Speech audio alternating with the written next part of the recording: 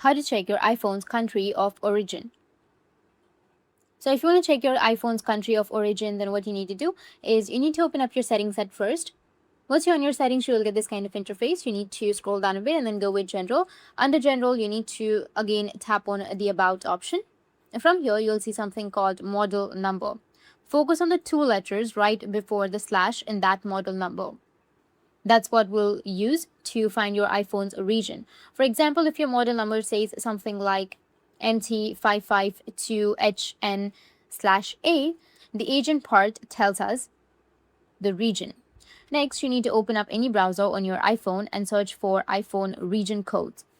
From the search results, you need to choose the one which says model regions. They have a complete list of all the region codes for iPhones. Now look for the letters you found earlier. In our case, it's HN/A, and you'll see that it stands for India. You can scroll through and match your code to the full list to know exactly where your iPhone was originally intended to be sold. And that's it. That's how you can quickly identify the country of origin of your iPhone.